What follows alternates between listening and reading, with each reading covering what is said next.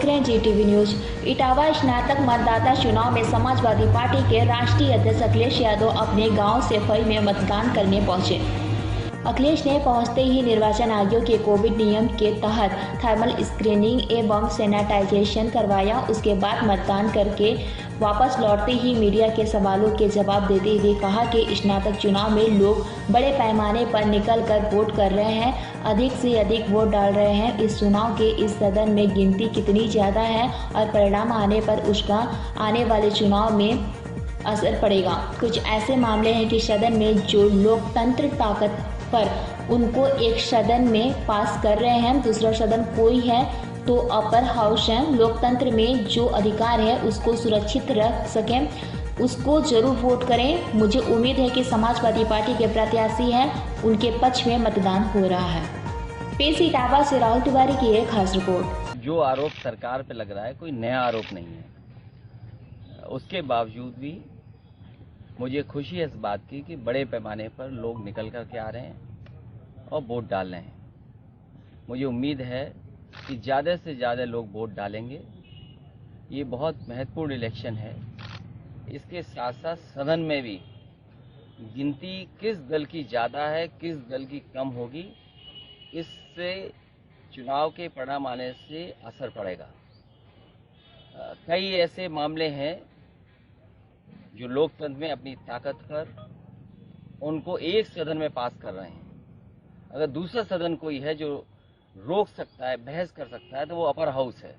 हमें उम्मीद है कि जिन लोगों ने वोट डाल लिया है, जो आने वाले समय में डालने जा रहे हैं, लोकतंत्र और मजबूत हो, लोकतंत्र में बोलने की आज़ादी हो, अपनी पसंद और लोकतंत्र में जो अधिकार मिले हैं उन अधिकारों को जो सुरक्षित रख सके, उस दल को जरूर वोट करें। और मुझे उम्मीद है कि बड़े पैमाने पर समाजवादी पार्टी के समर्थित जो प्रत्याशी हैं उनके पक्ष में मतदान हो रहा है।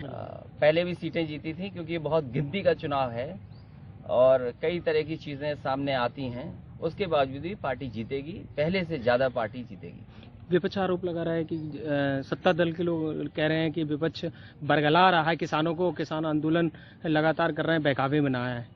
ये सवाल बहुत महत्वपूर्ण इसलिए है कि जो हमारा पेट भर रहा है और जिसका बेटा सेवा कर रहा है या सीमा की रक्षा कर रहा है, हमारा किसान अगर दुखी हो जाएगा और आर्थिक रूप से कमजोर हो जाएगा, तो केवल किसान कमजोर नहीं हो रहा, पूरे देश की अर्थव्यवस्था चरमरा रही है और साथ ही साथ जो पारिवारिक संतुलन है वो भी बिगड़ जाएगा। मुझे याद है कि महोबा जिले में सबसे ज़्यादा किसानों ने आत्महत्या की। भारतीय जनता पार्टी की जब से सरकार आई है, किसान आत्महत्या कर रहा है, आर्थिक रूप से कमजोर हो रहा है और लगातार ऐसे कानून बनाए जा रहे हैं जिससे बड़े लोगों को लाभ पहुंच जाए। अब मंडी में क्या व्यवस्था बना पाएंगी सरकार के नहीं बना पाएंगी। दूसरा, मैं ये जानना चाहता हूं कि जिस तरह के कानून अब लागू हो जाएंगे, किसान को कहां समर्थन मूल्य मिलेगा।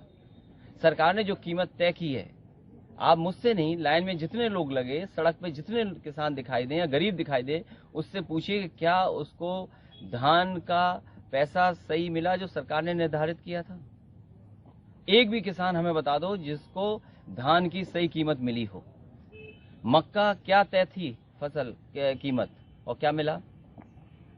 इसलिए किसान जो आंदोलन कर रहे हैं उनकी मांगें जायज़ हैं, किसानों की मदद होनी चाहिए, किसानों के पक्ष में फैसले होने चाहिए और कम से कम भारतीय जनता पार्टी ये बताए कि अगर किसान को समर्थन मूल्य चाहिए और अपनी आय दोगुनी अगर करनी है तो वो कहाँ जाए, किस प्लेटफॉर्म पे खड़ा होकर के अपना धान, मक्का और फसल लेकर के जाए। भाजपा के नेता तो उनको खालिस्तानी और पाकिस्तान जिंदाबाद के नारे लगाने वाले बता रहे हैं उन किसानों को। तो भारतीय जनता पार्टी के जितने लोग हैं, ट्रेंड लोग हैं, वो दिन को भी अंधेरा बोल सकते हैं। अगर दिल्ली से ये बात तय हो जाए कि सुबह आपको ये कहना है कि अंधेरा है, तो भारतीय जनता पार्टी के लोग सब अंधेरा कहेंगे। ये कोई नई बात नहीं है, वो ट्रेंड झूठ बोलने वाले लोग हैं।